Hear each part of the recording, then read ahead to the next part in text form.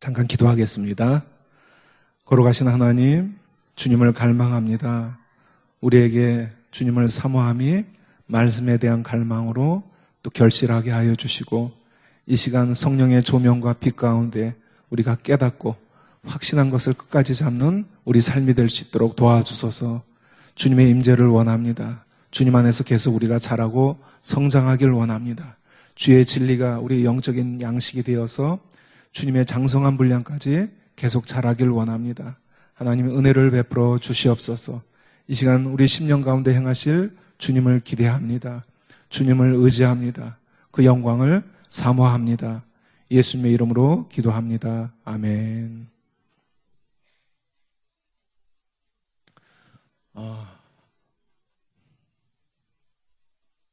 영화 중에 슈퍼맨 시리즈가 굉장히 많이 나왔었죠. 슈퍼맨 시리즈 중에서도 또 기억에 남는 거, 제가 다 본 건 아니지만은 겨우 한두 편을 봤지만은 슈퍼맨이 지구에 와서 어린 시절 자기의 정체성을 모르고 자라다가 자기를 아들로 키운 아버지로부터 자기의 진정한 정체를 듣게 되는 장면이 있습니다. 그래서 새로운 슈퍼맨으로의 정체성을 찾아가는 과정을 그리는 그런 영화였어요. 누군가가 여러분을 향해서 진지하게 당신은 사실 슈퍼맨입니다 하고 말한다면 어떻게 반응하시겠어요? 굉장히 이상하게 또 생각이 될 수 있겠죠? 근데요, 성경은, 사도 바울은 바로 우리에게 이런 고백을 하는 거예요. 당신은 슈퍼맨입니다. 여태껏 인류와는 다른 새로운 존재입니다. 죄의 통치에서 벗어난 죄의 권세를 이길 수 있는 새로운 존재, 슈퍼맨입니다라는 것을 오늘 로마서 본문에서 말씀하는 거예요. 슈퍼맨 하면 좀 이 말씀과 엉뚱하게 좀 매치가 안 되는 것처럼 여겨질 수 있지만은 우리가 그만큼 인류의 역사상 어느 누구도 죄의 권세를 이길 수 있는 자가 없었는데, 대항할 수 있는 파워를 가진 자가 없었는데, 그런 새로운 인류가 등장을 한 거예요. 그래서 제가 슈퍼맨 유비를 사용하는 겁니다. 사도 바울이 진지하게 너희는 그리스도 안에서 슈퍼맨이다 라고 우리의 정체성을, 우리의 비밀을 밝히고 있는 것입니다. 로마서 5장에서 첫 아담과 대조되는 마지막 아담 되신 예수님을 통해서 하나님의 은혜를, 구속의 은혜를 설명했다면은 오늘부터 다룰 6장에서는 마지막 아담을 통해 어떻게 우리가 새 인류로 살 수 있는지 설명합니다. 5장에서 예수님은 첫사람 아담처럼 대표성을 갖고 구속사역을 이루셨다는 것을 설명했다면은 6장에서는 한 사람 예수님을 통해 일어난 그 개인적인 사건이 어떻게 우리에게 구속사건, 우리와 연관된 구속사건이 될 수 있었는지 6장에서 설명하고 있습니다. 4장에서 칭의를 얻는 아브라함의 믿음이 부활신앙이었고, 이것은 믿음 안에서 그 후손되는 우리 성도의 믿음도 동일한 것이었다는 것을 우리가 살펴봤습니다. 그것은 우리의 칭의를 위해서 예수님을 죽은 자 가운데서 살리신 하나님을 믿는 신앙이었습니다. 그런데 6장에서 예수님의 죽음과 부활이 믿는 자에게 실제로 어떻게 작용하는지, 어떻게 적용될 수 있는지를 보여줍니다. 예수님의 죽음과 부활을 통해 믿는 자들이 어떻게 마지막 아담에게서 나온 새 인류가 되고 새 인류로 살 수 있는지를 설명하고 있는 것입니다. 그래서 6장의 구조를 우리가 잠깐 문단 구분을 해본다면은 크게 우리가 6장을 두 가지 단락으로 나눌 수 있습니다. 1절부터 11절은 그리스도의 죽음과 부활에 연합한 성도, 그리고 12절에서 23절은 그 명제를 적용하는 것인데, 1절 11절에서 그리스도의 죽음과 부활에 연합했다는 그 명제가 우리 삶에 실제적으로 어떻게 적용되어야 되는가를 후반부에서 12절부터 설명하고 있습니다. 그래서 이 6장의 전체의 구조를 보면은 두 가지 질문, 두 가지 대답으로 나눌 수 있습니다. 구조를 한번 띄워주시죠. 예. 1절에서 질문은 은혜를 더하게 하려고 죄에 과하겠느냐? 그리고 대답은 그럴 수 없느니라. 예.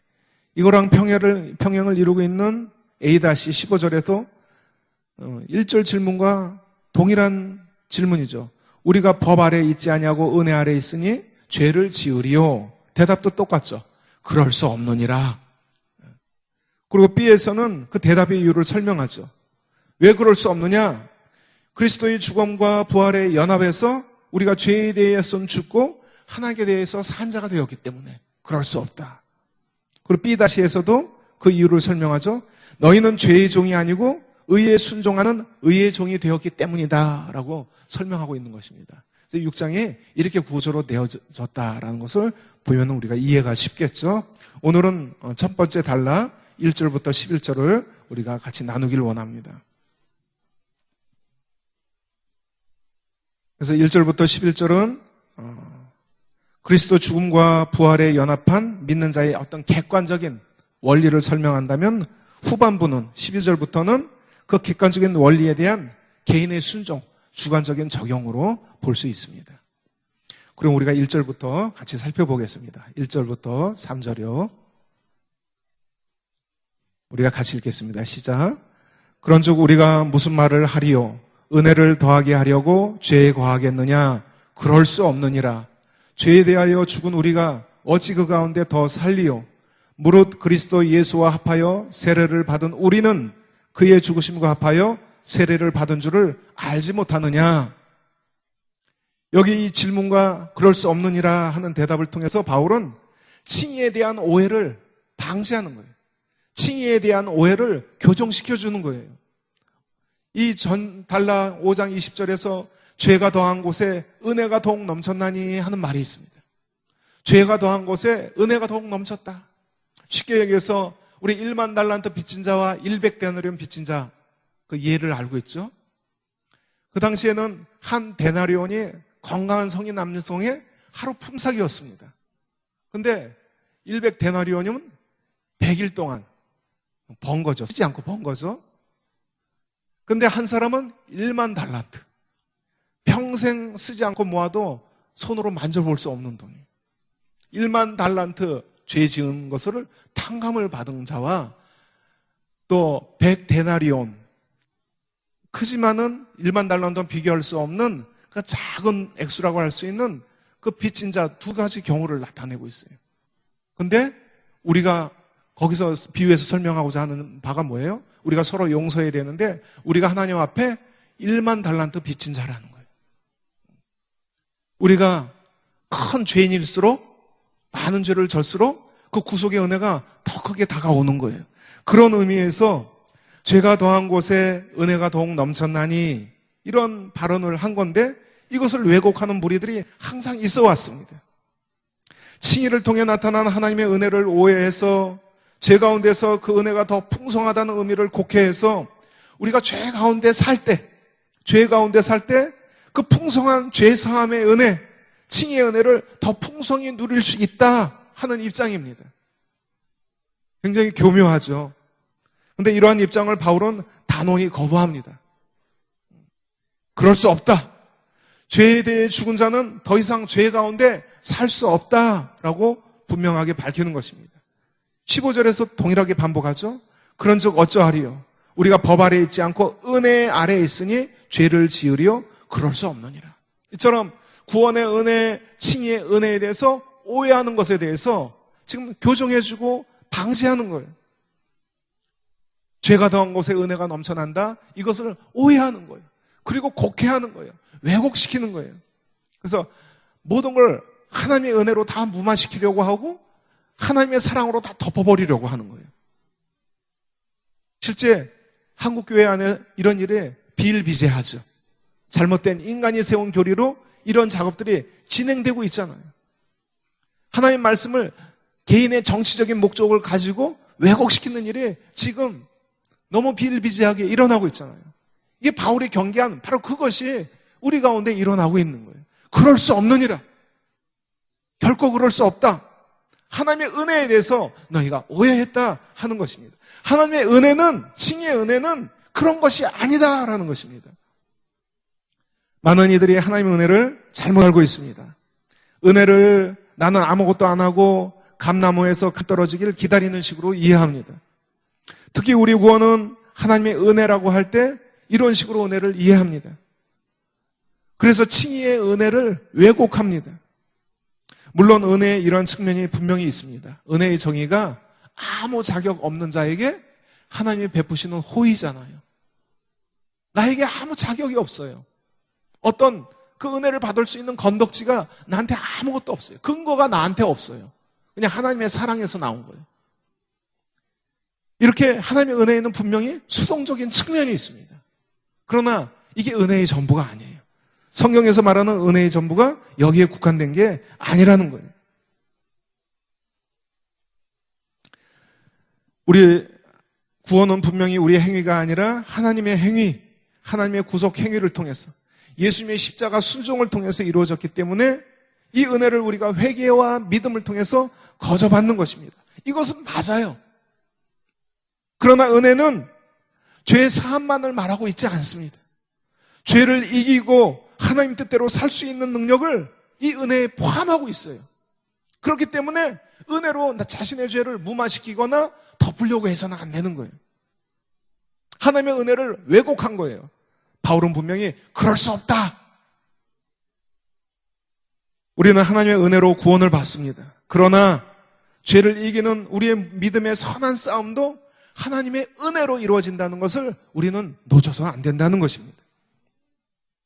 바울의 6장에서 칭의 구원에 대한 하나님의 은혜를 바로 이와 같은 입장에서 지금 설명하고 있는 거예요. 존 비비어 목사님이 다음과 같이 고백합니다. 은혜 안에 하나님의 놀라운 용서와 천국의 약속뿐 아니라 그분의 능력도 포함된다는 것을 깨닫고 나서부터 내 삶은 극적으로 달라졌다. 그러니까 성경적으로 은혜를 깨닫는 것이 얼마나 중요한 건가 그걸 보여주고 있어요. 은혜에 대해서 제대로 깨달았을 때, 성경의 근거에서 말씀을 제대로 깨달았을 때 삶이 극적으로 변화되었대요. 그 전까지만 해도 나는 죄로 힘들어하고, 죄송합니다.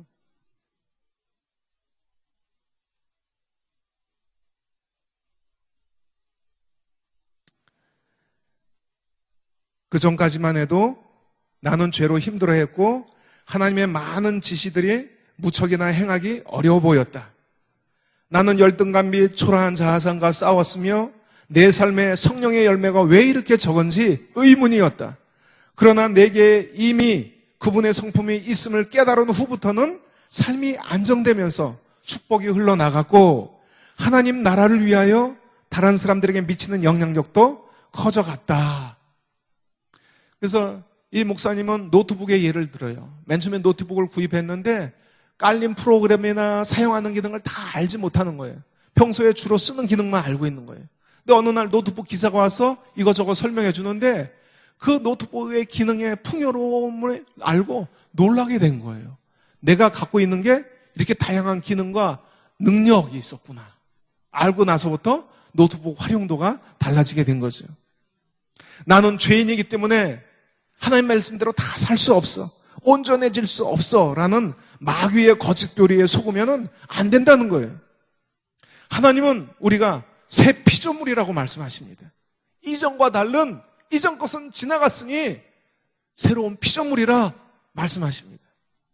예수 그리스도를 통한 구속의 능력으로 거듭나서 새 본성을 받고 죄에서 자유케 된 존재로 우리가 부르심 받았어요.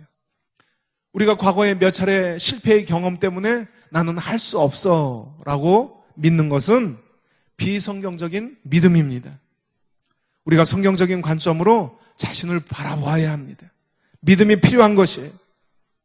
나는 예수님 안에서 진정 죄에 대하여는 죽은 자라는 믿음, 그럴 수 없느니라, 죄에 대해 죽었기 때문에 그럴 수 없느니라, 이것이 우리 믿음의 고백이 되어야 돼요. 나는 부활의 생명으로 살게 된 새 피조물이라는 진리에 대한 분명한 깨달음과 믿음이 있어야 돼요. 이 목사님이 이것을 깨닫고 나서 삶이 극적으로 변화되었다고 하잖아요. 말씀에 대한 깨달음, 말씀에 기초한 건강한 믿음의 적용, 이것이 우리의 삶을 변화시키는 거예요. 그래서 우리는 믿음이 필요합니다. 단순히 지적인 동의, 머리로 알아가는 것이 아니라 믿음이 필요합니다. 이 믿음으로 우리가 진정한 자유, 예수 그리스도 안에서 주어진 자유를 내 것으로 누릴 수 있기 때문입니다. 우리 담임 목사님의 저서 아무도 너희를 미혹하지 못하게 하라 책에서 동일한 내용을 다루고 있습니다. 구원은 은혜로 받는 것이므로 행위는 필요 없는 것일까 하는 이 대지가 있어요. 그래서 그 작은 대지로 어떤 사람이라도 변화될 수 있습니다. 그런데 오직 하나님의 은혜로만 변화됩니다. 그러면서 여러 탁월한 하나님의 사람들의 글을 인용하고 있습니다. 로이드 존즈는 그 최고 걸작인 산상설교집 상권에서 은혜에 대해 이렇게 썼습니다. 은혜의 전 목적은 우리로 하여금 율법을 지킬 수 있게 하는 것이다. 은혜란 무엇인가? 은혜란 사람을 율법의 저주에서 구원하여 그로 율법을 지킬 수 있게 하며 그리스도가 의로웠던 것처럼 의롭게 될 수 있게 하는 하나님의 놀라운 선물을 말한다. 베스트셀러 작가인 존 베벨 목사님은 여호와를 경외하라는 책에서 은혜에 대해 다음과 같이 썼습니다. 나는 많은 시도들과 지도자들이 하나님의 사랑과 은혜로 모든 것을 포장하여 불순종을 변명하는 것을 들어왔다. 비록 은혜가 그런 것들을 덮기는 하지만 단지 은폐하는 것만이 아니다. 은혜는 우리가 하나님 권위에 순종하고 경건한 삶을 살도록 해주고 능력을 준다. 예수전도단 열방대학의 홍성근 목사님은 하나님 성품에 참여하는 사람이라는 책에서 은혜에 대해 이렇게 썼습니다. 은혜란 하나님의 뜻을 행하고자 하는 마음이 일어나는 것, 그리고 하나님의 뜻을 행할 수 있는 힘이 있는 것이다. 너무 많은 사람들이 은혜를 오해하고 왜곡시키고 있어요. 자신의 연약함을 합리화시키기 위해서, 죄 가운데 자신의 삶을 합리화시키기 위해서 은혜로 그걸 은폐하라고 한다는 거예요. 근데 성경에서 말하는 은혜는 그게 아니다라는 거예요. 죄 사함뿐만 아니라 실제 죄를 지배하고 정복하고 다스릴 수 있는 능력과 권세를 함께 준다는 거예요. 이걸 놓쳐서는 안 돼요. 그래서 은혜를 왜곡하면 안 됩니다. 은혜를 자기 변명의 도구로 왜곡해서는 안 된다는 거예요. 성도가 죄 가운데 더 이상 살 수 없는 이유는 2절의 표현처럼 우리가 죄에 대해서 죽었기 때문입니다. 이것이 도대체 무슨 말인가? 도대체 무슨 일이 내게 일어난 것인가? 죄의 통치를 받던 내가 어떻게 죄에 대해서 죽은 자가 될 수 있다는 말인가? 그 이유를 3절 이하에서 설명하고 있는 것입니다. 먼저 우리의 세례가 예수님의 죽으심과 합하여 이루어졌다는 것을 밝히고 있습니다. 이런 의미에서 세례는 일종의 장례식이라고 할 수 있습니다. 여기서 죄된 과거에 나가 그 십자가에서 죽었어요. 예수님의 연합된 세례 안에서 내가 예수님의 죽음과 함께 동참해서 죽었어요. 여기서 죽음은 죄의 세력과 관계가 청산되었다는 거예요. 죄의 관계가 단절이 되었다는 거예요. 그리스도의 십자가 위에서 우리는 함께 죄에 대해서 죽은 자가 되었습니다. 죄와 더 이상 상관없는 자가 되었는데 어찌 더 그 가운데서 살 수 있겠느냐? 이렇게 반문하는 거예요. 여기서 죄의 가운데 산다는 의미가 무슨 말인가? 죄의 가운데 산다는 의미가 어쩌다가 죄를 짓는다는 의미가 아니라 죄의 노예로 사는 것을 의미합니다. 6장 문맥에서 죄의 통치를 받고 사는 것을 의미합니다. 습관적인 죄에 빠져서 사는 것을 의미합니다. 예전에 존 물린디 목사님 간증이 떠오르는데요. 목사님의 과거죄를 어느 날 하나님의 강력한 임재 가운데 하나님이 드러내셨어요. 폭로하셨어요. 그때 그것을 받고 충격을 받습니다. 그것을 보고 충격을 받습니다. 그래서 목사님이 이렇게 고백합니다. 회개하면서 제가 죄를 범했습니다. 제가 죄를 졌습니다. 하고 인정하는 거예요. 근데 예수님이 더 충격적인 말씀을 하시는 거예요. 너는 죄를 지은 것이 아니다. 너는 죄 가운데 살고 있다. 우리가 하나님의 은혜를 오해하지 않기 위해서 성경을 바로 알고 있어야 합니다. 성경의 은혜를 어떻게 가르치는가? 6장에서는 하나님의 은혜, 칭의를 주시는 은혜는 바로 우리가 믿는 부활 신앙과 상관이 있습니다. 4장에서 아브라함의 칭의는 그의 부활 신앙을 통해 주어졌다는 걸 우리가 살펴봤습니다. 우리는 4장에서 칭의를 얻는 아브라함의 믿음이 부활 신앙이었고, 그 칭의는 그에게 뿐만 아니라 동일한 믿음을 가지고 있는 우리도 위한 것이라는 것을 밝혔습니다. 그 믿음이 바로 예수 우리 주를 죽은 자 가운데서 살리신 이를 믿는 자니라. 그리고 4장 25절에서도 예수는 우리가 범죄한 것 때문에 내줌이 되고 또한 우리를 의롭다 하시기 위하여 살아나셨느니라. 이러한 예수 그리스도의 부활 신앙은 단순히 예수님의 역사적 부활, 그 부활의 역사성만을 믿는 것이 아니에요. 여기서 바울의 의도는, 부활 신앙을 지금 드러내는 바울의 의도가 어디 있습니까? 예수님의 그 역사적인 부활에 성도가 함께 연결되어 있다는 거예요. 그 죽으심과 부활에 성도가 같이 연합되어 있다는 거예요. 여기 바울의 의도가 있는 거예요. 이것을 6장에서 설명합니다. 5장에서 설명한 것처럼 예수님이 마지막 아담으로서 인류의 대표성을 가지고 계시기 때문에 그의 죽음과 부활이 한 개인의 죽음과 부활이 아니라 믿음을 통해서 모든 성도들과 공유되는 사건이고 체험이라는 것이에요. 이것을 바로 6장에서 밝히고 있는 것입니다. 우리가 죄에 대해 죽었다는 것은 예수님이 우리 죄를 위해 죽으셨기 때문에 가능한 것입니다. 예수님과의 연합을 전제한 거예요. 아담이 인류의 대표성을 가지고 죄를 범했을 때 모든 인류가 그 죄에 동참했잖아요. 아담이 타락했을 때 모든 인류가 아담 안에서 타락한 거예요. 이게 대표성과 연합의 원리잖아요. 마찬가지로 예수님이 죽으심과 마지막 아담 대신 예수님의 죽으심과 부활에 우리가 같이 참여했다는 거예요. 믿음을 통해서요. 우리는 예수님 안에서 이제 함께 죽은 자입니다. 죄의 종로로 다던 나는 예수님과 함께 십자가에 못 박혀 죽었습니다. 이것 때문에 이제는 더 이상 죄 가운데서 살 수 없는 거예요. 이러한 과거의 상태를 6절에서는 옛사람이라고 표현합니다. 이러한 옛사람의 상태로서 나는 심판을 받아 죽었습니다. 그리고 우리의 부활신앙이 우리의 믿음을 통해서 능력을 누리는 것은 바로 이 죽음을 전제한다는 거예요. 죄와 단절된 것, 이 죽음을 전제한다는 거예요. 그래서 내가 예수님 안에서 죽었다는 것을 분명히 깨달아야 돼요. 나의 옛사람 죽었다는 것을 분명히 깨달아야 되는 거예요. 그리고 그리스도의 죽음뿐 아니라 부활의 성도가 연합해 있다는 것을 6장에서 설명합니다. 그래서 예수님의 부활은 성도의 미래 장차 이루어질 부활뿐만 아니라 현재적으로 믿는 자 안에서 역사하시는 그 생명의 능력, 부활의 생명의 능력을 또 말씀합니다. 이것이 새 생명으로 나타났다고 말씀합니다. 이게 4절, 5절에서 설명하고 있는 내용입니다. 너무나도 중요한 내용이죠. 우리가 함께 읽어보겠습니다. 시작.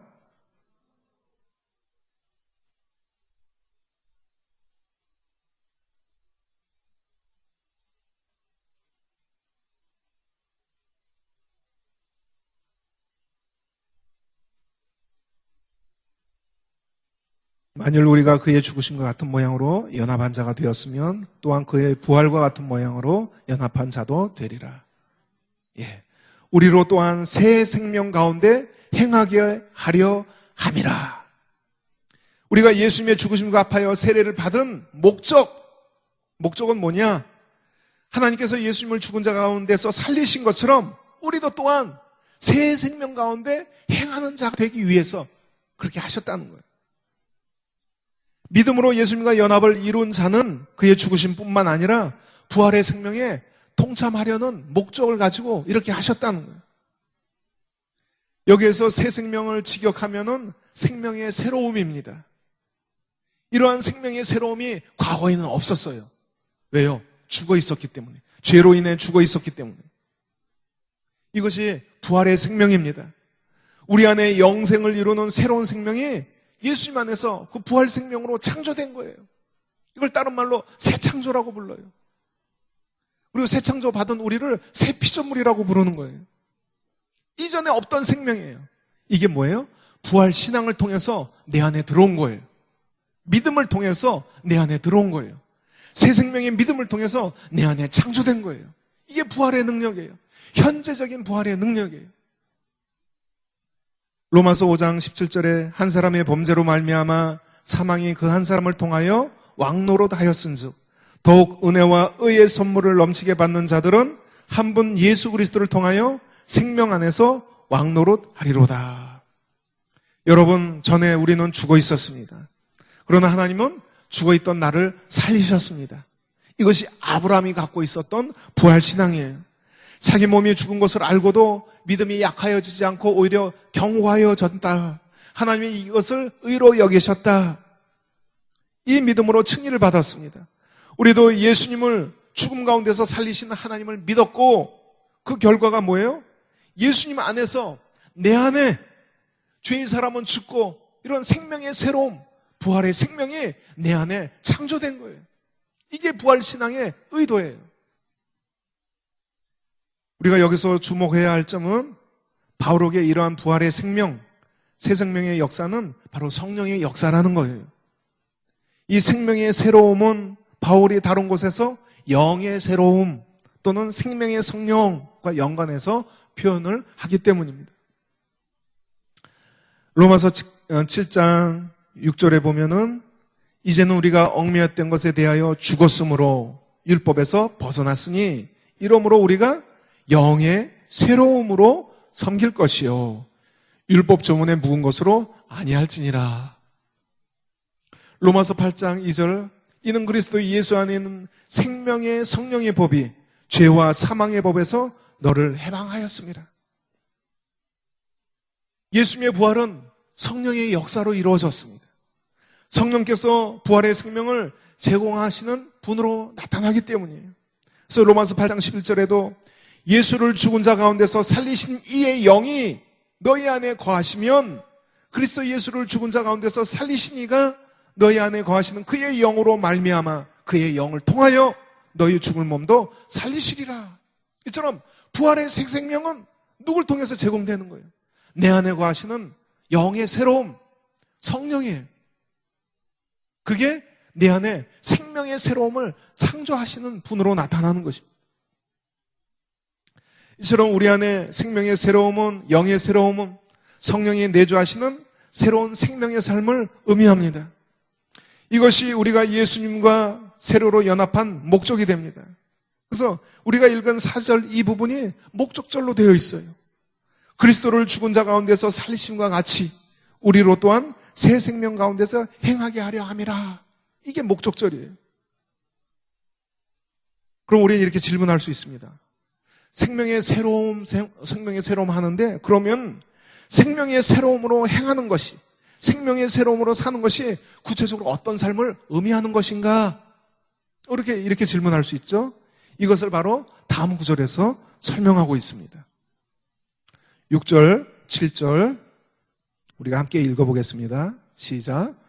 우리가 알거니와 우리의 옛사람이 예수와 함께 십자가에 못 박힌 것은 죄의 몸이 죽어 다시는 우리가 죄에게 종노릇하지 아니하려 함이니 이는 죽은 자가 죄에서 벗어나 의롭다 하심을 얻었느니라. 여기서 칭의가 나오죠. 의롭다 하심을 얻었느니라. 6절에 접속사, 우리 개역성경 번역이 안 됐지만 왜냐하면으로 시작합니다. 이것은 전구절에 대한 설명이라는 것을 알 수 있어요. 즉 생명의 새로움으로 사는 것이 무엇인지 이 구절에서 밝히고 있는 것이에요.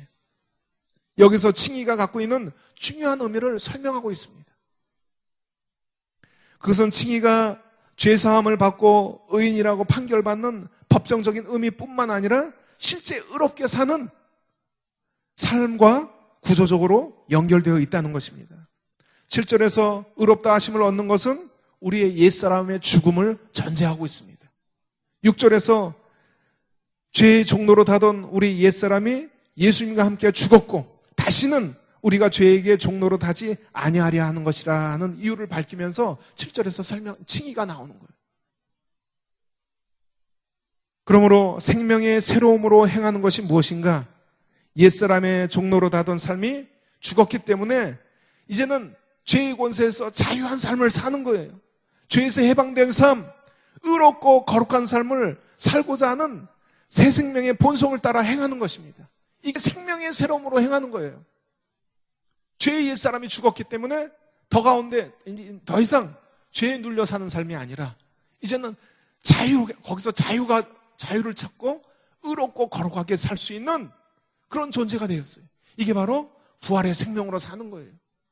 근데 이것이 칭의와 연결되어 있다는 거예요. 바로 이 구절에서 밝히는 칭의의 의미가 바로 이거라는 거예요.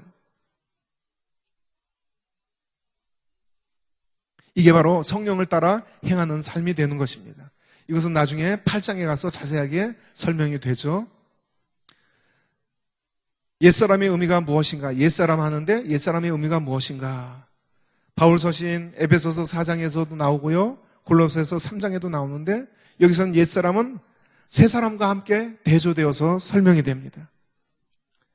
옛사람은 그리스도 안에서 우리에게 이루어진 새 창조와 대조되는 옛 세대에 속한 사람이에요. 죄가 사망으로 왕노릇하는 상태를 묘사하고 있는 것입니다. 5장 단락에서도 옛사람은 아담으로 대표되는 거예요. 그리고 새 사람은 그리스도 마지막 아담으로 대표됩니다. 옛사람은 하나님으로부터 독립본성을 가진 타락한 상태, 죄의 세력에 매여 있는 상태로서 아담으로 대표되는 그런 상태에 있는 옛 존재예요. 새 창조 이전에 첫 창조에 속한 존재예요. 그러나 새 사람은 그리스도의 구속 안에서 이루어진 새 창조, 그 새 창조를 통해서 태어난 새로운 인간형입니다. 따라서 옛사람은 첫사람 아담에 속한 존재이고 그런 상태이고 새 사람은 마지막 아담 예수님에게 속한 존재, 그 상태입니다. 옛사람은 이 세상에 속한 자이고 새 사람은 오는 세대 하나님 나라에 속한 자입니다. 옛사람은 독립본성의 근거에서 자기가 주인 노릇하고 왕 노릇하고자 해서 하나님의 왕권에 불순종하는 그런 본성을 가진 존재이지만은 새 사람은 예수님처럼 철저히 아버지께 순종하고 하나님의 왕권을 의지하는 의존성을 가진 존재입니다. 예수님이 새 인간형의 원형이시죠. 마지막 아담으로서 예수님 안에서 새로 창조된 성도는 성령을 통해서 이 원형을 받은 새 인류로서 사는 것으로 설명되는 거예요. 이 구절에서 바로 이러한 새 창조를 생명의 새로움이라는 표현으로 설명하고 있는 것입니다. 로마서 문맥에서 이 칭의의 의미, 문맥 구조는 이처럼 이 생명의 새로움과 연결되어 있어요. 이게 칭의와 연결되어 있어요. 근데 이것을 무시하고 교리적으로 칭의를 성화 전 단계, 그리고 다음 단계는 성화, 이렇게 칭의와 성화를 구분하는 것은 옳지 않습니다. 이건 성경의 문맥을 따라가는 구분이 아니에요. 물론 저도 신학교 다닐 때 조직신학 배울 때 그렇게 배웠어요. 근데 성경의 문맥에서는 칭의의 구조가 그렇게 분리되는 게 아니에요. 방금 읽었잖아요. 우리가 분명히 읽었잖아요. 특히 6절, 7절 밝으면 이걸 구절에서 칭의를 죄에 대해 죽은, 옛사람이 죽은 새로운 삶과 직접 연결시키고 있기 때문에 그렇습니다. 그래서 우리가 칭의를 성경의 문맥에 따라 정직하게 이해할 때 하나님의 은혜를 곡해해서, 왜곡해서 죄 가운데 살아도 용납되는 은혜로 오해하지 않을 수 있게 됩니다. 그래서 칭의를 성경대로 이해해야 돼요. 성경대로 깨달아야 돼요. 성경이 설명하는 대로 칭의를 받아들여야 돼요. 우리가 그걸 비꼬면 안 돼요. 조작하면 안 돼요. 어떤 의도를 가지고 교리화시키면 안 되는 거예요. 왜요? 우리 인간은 타락한 본성을 갖고 있기 때문에 말씀조차도 조작하는, 자기도 모르는 사이에 조작하고 합리화시키는 그런 본성이 있기 때문에 그렇습니다. 따라서 칭의는 믿는다고 하면서 죄에게 종로로 나는 자들에게 적용될 수 없습니다. 성경에서 가르치는 칭의는 원천적으로 그런 해석을 거부합니다. 지금 이 로마서 9절에서 칭의를 설명하는 것처럼 의롭다고 인정받는 자는 죄사함을 받은 자일 뿐만 아니라 죄에 대해 죽은 자예요. 그래서 죄의 세력의 지배에서 자유케 된 자로 사는 자입니다. 생명의 새로움을 가지고 사는 자예요.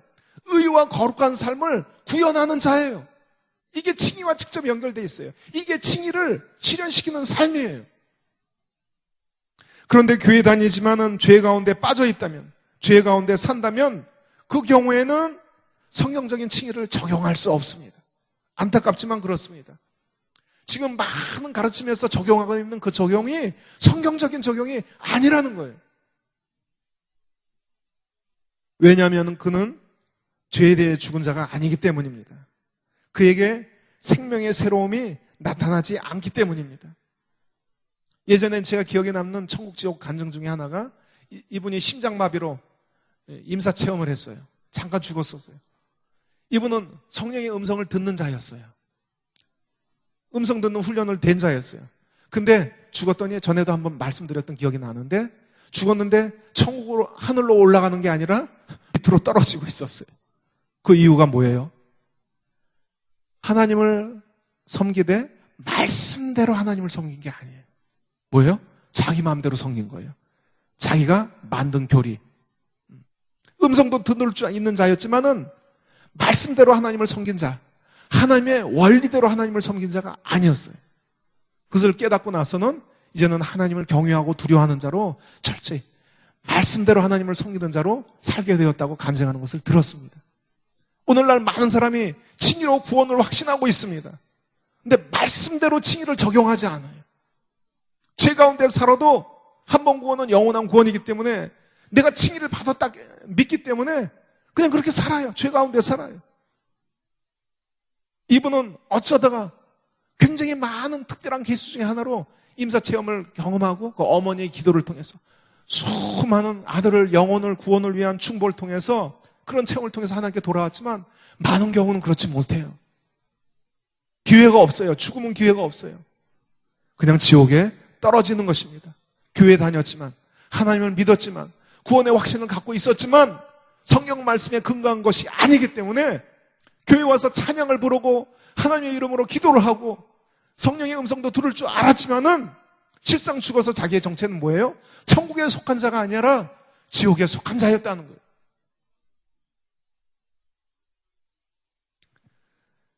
생명의 새로움이 나타나지 않았는데 성경적인 칭의를 적용할 수 없다는 거 오늘 6장에서 설명하고 있어요. 바울은 그럴 수 없느니라 단호한 목소리로 이 칭의에 대한 오해를 불식시키고 설명하고 있는 거예요. 여러분, 새 생명이 탄생했다면 반드시 새 생명의 몸짓이 있어야 합니다. 그런데 새로 태어난 아기가 아무 호흡도 없고 아무 몸짓이 없다면 안타깝지만 살아있는 것이 아니에요. 사산된 것입니다. 그것은 사산된 믿음이에요. 이것은 진짜 믿음이 아니에요. 진짜 믿음은 생명의 능력이 의로운 삶의 몸짓으로 나타나게 되어 있어요.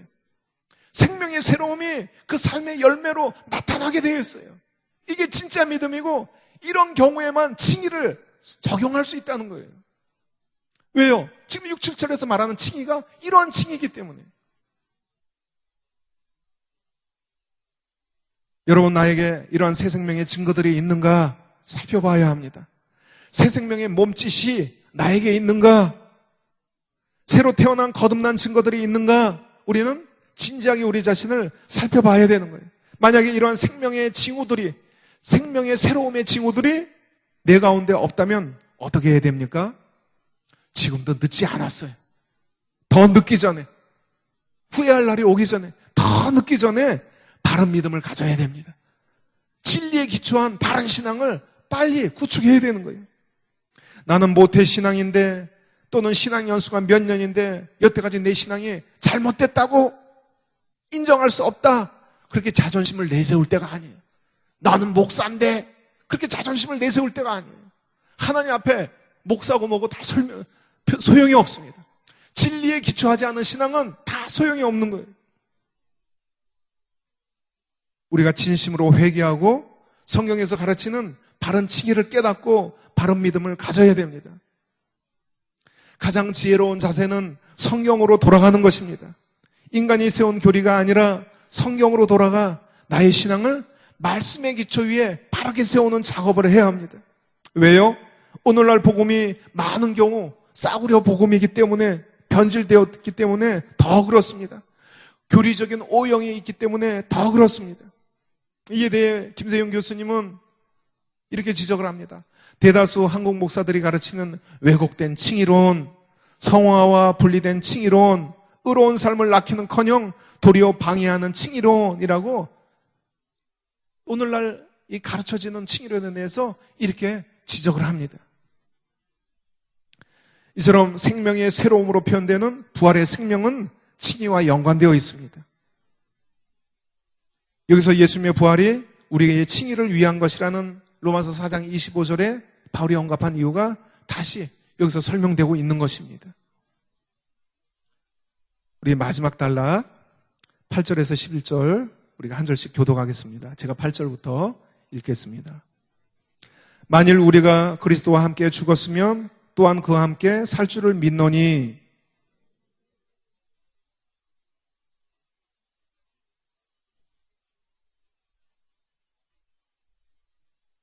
그가 죽으심은 죄에 대하여 단번에 죽으시며 그가 살아계심은 하나님께 대하여 살아계심이니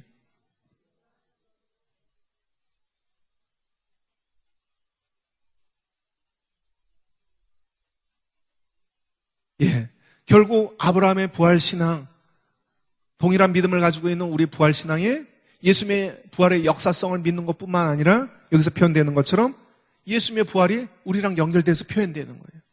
이와 같이 너희도 너희 자신을 죄에 대하여는 죽은 자요 그리스도 예수 안에서 하나님께 대하여는 살아있는 자로 여길지어다. 부활신앙을 통해서 사도 바울은 이것을 지금 밝히고 있는 거예요. 이것이 칭의를 얻는 믿음의 핵심으로 밝혀지고 있는 거예요. 여길지어다. 이거는 믿는 자들을 향해 하나님이 의로 여긴다 하는 그 단어입니다.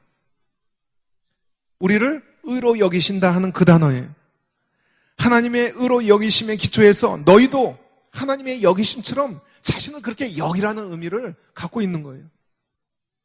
이것은 우리의 새로운 정체성을 법적인 사실, 죄에 대하여는 죽은 자, 하나님께 대하여는 그리스도 안에서 산 자, 이 법적인 사실 위에 우리의 정체성을 세울 것을 요구하고 있는 거예요. 우리가 죄에 대해서는 죽고 그리스도 예수 안에서 하나님께 대하여는 산 자라는 법적인 사실, 원리는 우리 삶의 실제에서 실현되어야 한다는 것을 말씀하고 있습니다. 그래서 이 11절에 여길지어다는 이 법적인 사실의 실현을 촉구하는 명령입니다. 11절 이후 12절부터는 이 법적인 사실이, 이 객관적인 원리가 우리에게 주관적으로 어떻게 적용될 수 있는지 밝히고 있습니다. 우리 그 부분은 다음 주에 다룰 것입니다. 오늘 말씀에 만일 우리가 그리스도와 함께 죽었으면 또한 그와 함께 살 줄 믿노니 라는 말씀처럼 예수님의 부활에 대한 우리의 믿음은 우리 자신 부활에 대한 믿음과 연결되어 있는 거예요. 그리스도와 함께 죽었으면 또한 그와 함께 살 줄을 믿노니. 이 믿음에 대한 근거는 구절처럼 예수님의 역사적인 부활입니다. 부활 사건입니다. 그리고 예수님의 역사적인 부활이 우리 부활에 대한 강력한 근거가 되는 거예요. 그러나 이것은 미래 예수님 재림 때 이루어질 우리의 부활뿐만 아니라 현재적인 의미로 지금 나타나고 있어요.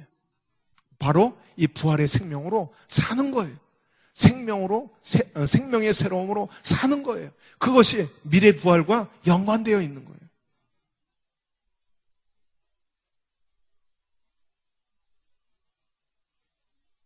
그래서 10절에서 예수님의 죽으심과 부활이 근거가 되어서 11절 말씀이 주어진 것입니다. 이와 같이 너희도 너희 자신을 죄에 대하여는 죽은 자요 그리스도 예수 안에서 하나님께 대하여는 살아있는 자로 여길지어다. 예수님이 우리의 죄를 대신 지고 속죄 사역을 십자가 위에서 담당하셨습니다. 5장에서 설명한 것처럼 인류의 대표성을 가진 분으로 인류의 죄를 십자가 위에서 도말하셨습니다. 죄의 몸을 멸망시키셨어요. 이러한 대속은 믿는 자에게 법적인 효력을 발휘하는 것입니다. 그래서 이것을 믿으면 예수님의 죽으심과 부활이 우리에게 법적인 실제가 되는 거예요. 나도 예수님 안에서 죽었고 부활한 자로 인정받는 것입니다. 그리고 법적인 인정으로 끝나는 것이 아니라 성령을 통해서 새 생명을 살 수 있는 능력이 실제로 주어지는 거예요. 칭의를 얻는 부활신앙이 바로 이와 같은 사실을 말하고 있는 것입니다. 예수님 안에서 내가 죽었고 살아났다는 것을 믿는 것입니다. 죄에 대해 있는 죽은 자요 하나님께 대해 있는 산 자가 되었다는 것을 믿는 거예요. 이처럼 부활의 능력과 새 생명을 창조하시는 능력의 하나님을 믿는 것입니다. 이것을 깨닫고 믿는 것이 너무나도 중요해요. 아까 존 비비어 목사님이 이걸 깨닫고 나서 삶이 극적으로 변화되었다. 전에는 죄에 대해서 무력한 삶이요 성령의 열매도 부족한 삶이었는데 이것을 깨닫고 이 깨달음 위에 믿음을 세우게 됐을 때 삶이 풍성해졌다 하고 고백하는 것처럼 이것이 믿음을 통해서 되는 거예요. 진리 위에, 바른 진리 위에, 바른 진리에 대한 깨달음 위에 우리가 믿음을 세울 때 이것이 우리 삶의 능력으로 체험되는 것입니다. 이 부활의 능력이 우리 삶의 믿음을 통해서 실제로 체험되는 것입니다. 그래서 이것을 깨닫고 믿는 것이 너무 중요합니다. 이것을 믿을 때 삶을 변화시키는 하나님의 생명의 능력이, 창조의 능력이 내 안에서 열매를 맺기 때문입니다. 우리가 결론을 나누길 원합니다. 6장에서 칭의는 성도가 그리스도의 죽음과 부활로 연합된 관계를 통해서 설명이 됩니다. 그래서 여기서 칭의는 단순하게 법정적인 의미뿐만 아니라 실제적인 의미를 포함하고 있습니다. 옛사람이 십자가에서 죽었다는 것은 죄에게 종노릇 하지 아니하려 함이라는 것. 옛사람은 죄의 몸과 연결되어서 예수님과 함께 십자가에 못 박혀 죽었다는 그 법적인 사실을 말하고 있는 거예요. 그 이유는 뭐예요? 다시는 죄에게 종노릇하지 않게 하려는 목적과 연관되는 거예요. 다시는 죄와 사망의 권세가 우리 안에서 왕노릇하는 것을 용납할 수 없다는 거예요. 죄의 통치를 우리 안에서 용납할 수 없다는 거예요. 그 죄의 권세에 대해서 이제 우리는 예수님 안에서 죽은 자가 되었기 때문에, 그리고 죄의 몸은 예수님 안에서 멸해진 바 되었기 때문에 이게 칭의와 연결되어 있어요. 그래서 이 문맥에서 칭의는 법정적인 의미와 함께 실제 죄에서 자유케 되는 삶을 포함하고 있습니다. 그렇기 때문에 우리 지난번에 나눴지만 5장 21절에서 은혜도, 이 은혜를 설명하고 있죠. 은혜도 또한 의로 말미암아 왕노릇한다 하는 이 표현에서 하나님의 은혜가 성도의 삶의 행위와 상관없이 법정적인 의미로서의 칭의에 구간되지 않는다는 것을 알 수 있어요. 이러한 오해의 소지가 있는 부분에 대해서 오늘 6장 1절 2절에서 계속 다뤘어요. 그럴 수 없느니라. 죄에 더 이상 거할 수 없느니라. 은혜를 더하게 하려고 죄에 거하겠느냐? 그럴 수 없다. 그리고 15절에서도 은혜 아래에 있다고 죄를 질 수 있느냐? 그럴 수 없다. 하나님의 은혜는 그게 아니다. 그럴 수 없다. 단호히 설명하는 것입니다. 그러므로 우리는 칭의의 은혜가, 하나님의 은혜가 법정적인 선포에 머물러 있지 않고 실제 의로운 삶을 내포하고 있다는 것을 반드시 깨닫고 이해해야 합니다. 이것을 우리 말씀을 통해, 오늘 말씀을 통해 분명히 깨달아야 됩니다. 그리고 부활의 생명은 이것을 살아낼 수 있는 새 생명의 몸짓, 생명의 새로움에 대한 능력을 우리한테 제공한다는 것을 또한 믿어야 된다는 것입니다. 존 비비어 목사님이 은혜라는 책에서 하나님의 은혜에 대해 다음과 같이 설명합니다. 우리는 은혜로 구원받았고 그 은혜로 구원이 유지된다. 얼마나 놀라운 일인가. 그러나 그것 말고도 훨씬 많다. 은혜는 죄사함으로 끝이지 않는다. 은혜는 하나님이 주시는 능력이기도 하다.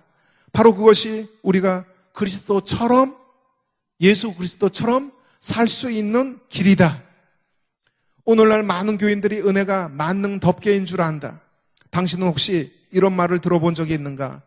내 삶이 잘못된 줄이야 알지만 하나님의 은혜가 있어 다행이다. 이것은 은혜에 대한 신약의 가르침에 정면 대치된다.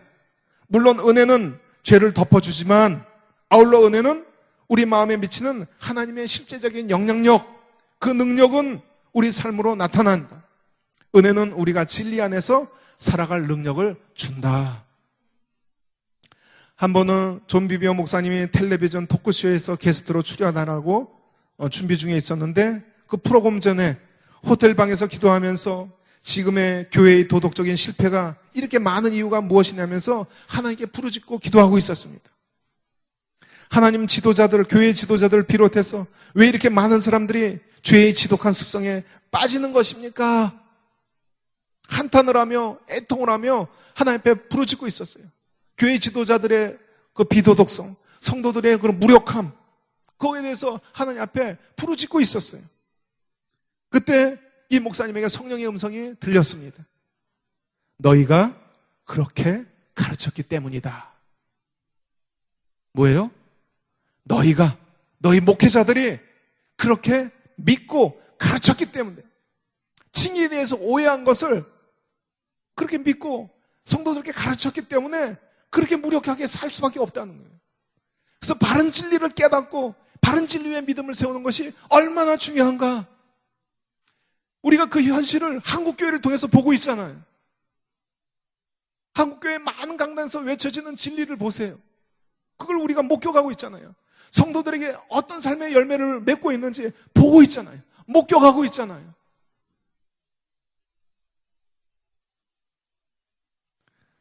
은혜는 사람을 변화시키는 신적인 권능입니다. 그래서 성경은 성령을 은혜의 성령이라고 표현하고 있는 것입니다. 다시 말해서 은혜는 우리를 용서하시는 예수님의 십자가와 관련 있을 뿐만 아니라 우리를 거룩하게 하시는 성령님의 능력과도 연관된다는 거예요. 그래서 은혜의 성령님이에요. 이것을 이해할 때 비로소 우리는 다음 성경 구절들을 이해할 수 있게 됩니다. 디도서 2장 11절 14절. 여기서 은혜를 어떻게 설명합니까? 모든 사람에게 구원을 주시는 하나님의 은혜가 나타나. 그 은혜가 어떻게 나타났습니까? 우리를 양육하시되 경건하지 않은 것과 이 세상 정욕을 다 버리고 신중함과 의로움과 경건함으로 이 세상에 살고 복스러운 소망과 우리의 크신 하나님 구주 예수 그리스도의 영광이 나타나심을 기다리게 하셨으니 그가 우리를 대신하여 자신을 주심은 모든 불법에서 우리를 속량하시고, 여기서 끝나는 게 아니에요. 속량하시고 여기서 끝나는 게 아니에요. 우리를 깨끗하게 하사 선한 일을 열심히 하는 자기 백성이 되게 하려 하심이라. 실제 선한 삶을 사는 하나님의 백성을 창조하는데 그 목적이 있다 하는 거예요. 히브리서 12장 28절 29절에도 여기서 은혜를 어떻게 표현하는지 우리가 보겠습니다. 그러므로 우리가 흔들리지 않는 나라를, 하나님 나라를 받았은즉 은혜를 받자. 어떻게 받아요? 이로 말미암아 경건함과 두려움으로 하나님을 기쁘시게 섬길지니 우리 하나님은 소멸하는 불이심이라. 하나님의 은혜를 오해하면 안 되는 거예요. 토마스 슈라이너라는 학자는요, 그 주석책, 로마서 주석책에서 이 6장의 제목을, 표제를 이렇게 정했습니다.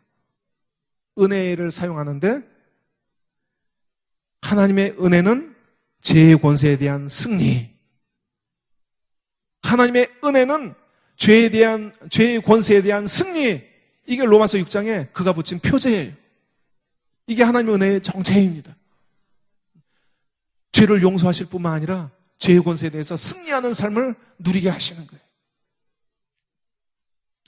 우리가 이 시간 같이 기도하기를 원합니다. 사도 바울은 우리에게 여지껏 인류와는 다른 존재, 슈퍼맨이라고 말하고 있습니다. 인류 역사상 어느 누구도 죄의 권세에 대항한 적이 없는데, 이 강력한 적수를 무찌른 적이 없는데, 이제는 우리가 예수 그리스도 안에서 그러한 존재가 되었다고 말하고 있습니다. 이 진리의 기초에서 우리의 정체성을 찾아야 되는 거예요. 이걸 깨닫고 믿어야 되는 거예요. 이걸 깨달았을 때, 이 진리의 바른 믿음을 세웠을 때 많은 사람이 극적인 변화를 경험하게 되었습니다. 이것을 누리면서 살 수 있게 되었습니다. 이것을 우리가 오늘 믿음으로, 매일 지속되는 결단과 믿음으로 선택되길 원합니다. 나는 온전하게 살 수 있는 존재가, 나는 온전하게 살 수 없어 하는 마귀의 거짓교리, 그래서 더 이상 우리는 인정해서는 안 됩니다. 우리는 죄에 대해서 죽은 자요, 하나님께 대해 산 자로 여기라고 말씀하십니다. 이것이 우리의 정체성, 새로운 정체성이 되어야 돼요. 이제는 우리는 예수 그리스도 안에서 그 부활의 생명을 통해서 그렇게 살 수 있습니다. 우리가 다시 우리 자신을 바라보면서 결단하면서 기도하길 원합니다. 하나님, 내 안에 이 생명의 새로움이 있습니까? 생명의 몸짓이 있습니까? 새로운 생명으로 태어난 그런 징후들이 나한테 있습니까? 하나님, 우리가 성령의 바른 진리 가운데 우리 신앙을 세우길 원합니다. 생명의 새로움의 풍성함으로 우리가 살길 원합니다. 성령의 조명 아래 바른 깨달음을 주시옵소서. 바른 깨달음을 주시옵소서. 이제는 죄에 대해 죽은 자로 살겠습니다. 이것을 결단합니다. 나는 법적으로 죄에 대해 죽은 자이기 때문에 이제 실제 죄에 대해 죽은 자로 살겠습니다. 이것을 결단합니다. 나는 약하지 않습니다. 그리스도 안에서 나는 강합니다. 법적으로 나는 죄에 대해 죽은 자요 하나님께 대해 산 자입니다. 이것을 믿습니다. 이 법적인 사실을 우리 삶에 실현할 것입니다. 믿음을 통해서 이것을 실현할 것입니다. 하나님, 우리가 주님 앞에 회개하길 원합니다. 하나님, 바른 믿음으로 나가지 못한 하나님, 나의 연약함을 합리화시켰던 것을 회개합니다.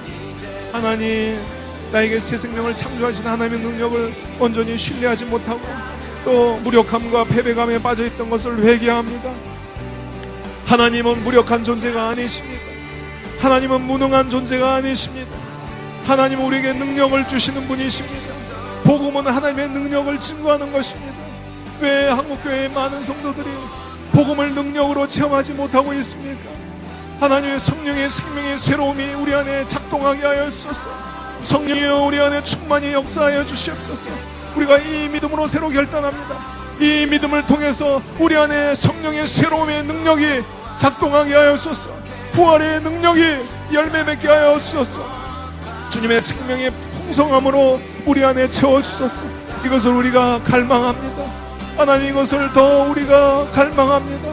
목말라 합니다. 주님의 생명의 능력으로 우리에게 충만히 채워주소서. 충만히 채워주소서. 충만히 채워주시옵소서. 주님의 생명으로 충만한 자가 살게 하여 주시옵소서. 주의 의로운 본성으로 충만한 자가 되게 하여 주시옵소서. 주님, 우리를 하나님, 우리의 연약함을 도우시는 그 능력을 의지합니다. 주님의 능력, 그 은혜, 그 긍휼을 의지하며 나아갑니다. 그 은혜로 나의 잘못을 덮어주마. 하나님, 그 은혜를 의지하여 믿음의 선한 싸움을 싸울 것을 결단합니다. 주님, 우리가 새로운 정체성을 가지고 믿음으로 나가기를 결단합니다. 우리의 눈을 열어주시옵소서. 하나님의 관점으로 나를 바라볼 수 있는, 하나님의 관점으로 나를 규정할 수 있는 믿음의 깨달음을 우리에게 주시옵소서. 하나님, 진리의 밝은 빛을 우리에게 비춰주시옵소서. 하나님, 우리가 진리로 싸울 것입니다. 진리 전쟁입니다. 영적 전쟁은 진리 전쟁입니다. 바른 말씀 위에 우리 자신을 세우는 싸움입니다.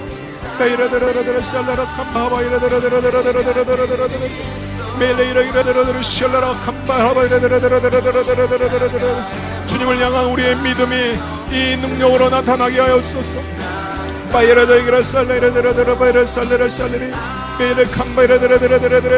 주의 생수의 강이 우리 심령 가운데 충만히 흘러넘치는 삶을 누릴 것입니다.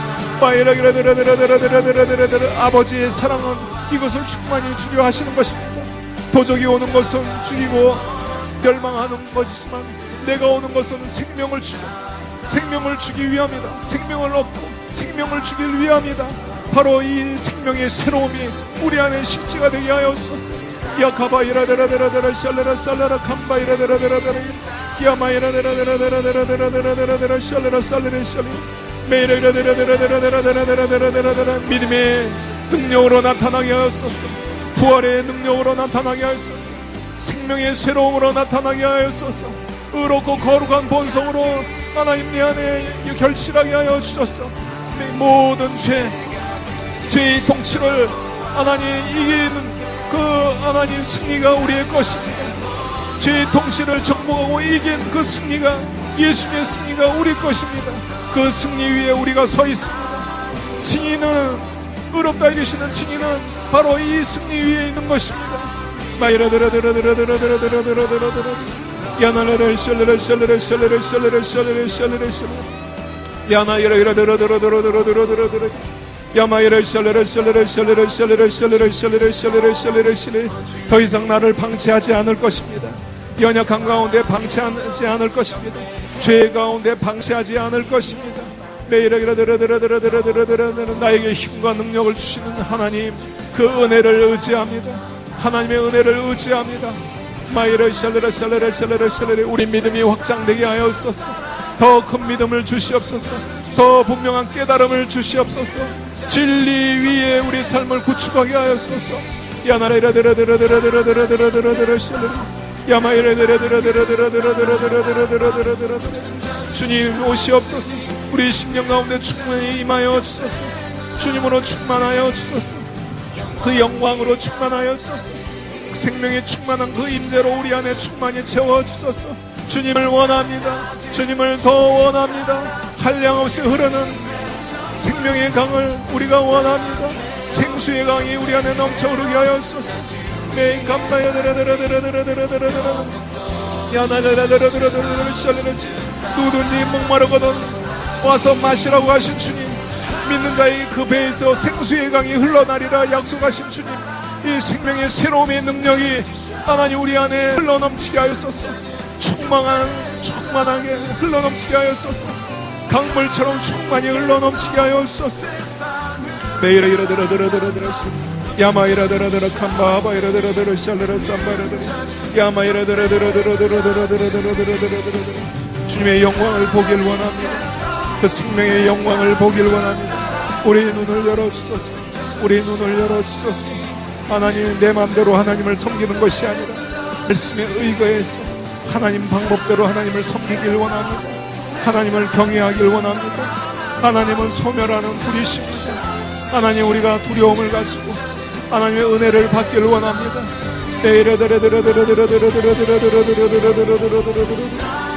야나나라 캄마이라데라데라데라데라데라데라데라데라 쌀리지. 야나나라 이라데라데라데라데라데라데라데라데라데라 야마이라데라 쌀레라 쌀레라 쌀레라 쌀레라 쌀레라. 주님의 은혜 안에서 우리는 강합니다. 주님의 은혜 안에서 우리는 강합니다. 주님의 은혜 안에서 우리는 생명으로 왕노릇하는 자로 부르심 받았습니다. 죄가 왕노릇하는 것이 아니라 죄는 죽었습니다. 주님의 은혜 안에서 우리는 생명으로 왕노릇하는 자리에 있습니다. 예수 그리스도 안에서 그 왕권 가운데 참여하는 자로 부르심을 받았습니다.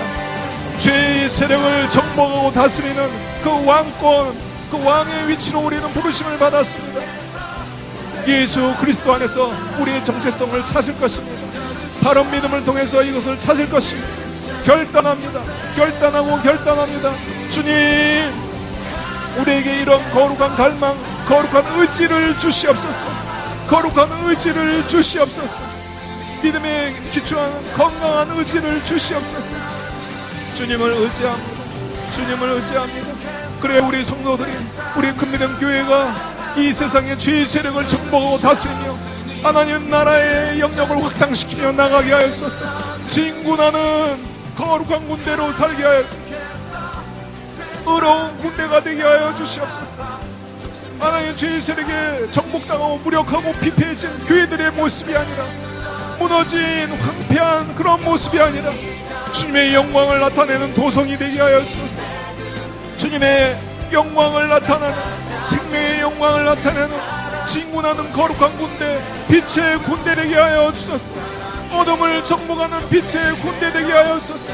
이 바른 진리를 통해서 세상을 정복하는 빛의 군대 되게 하여 주시옵소서. 주님, 우리가 이것을 결단합니다. 이것을 결단합니다. 우리의 죄를 신상히 여기지 않을 것입니다. 소멸하는 불 대신 주님을 또 경외하며 하나님의 은혜를 의지하며 나아갈 것입니다. 새롭게 결단하며 나아갈 것입니다. 주님, 함께하여 주소서. 함께하여 주소서. 함께하여 주시옵소서.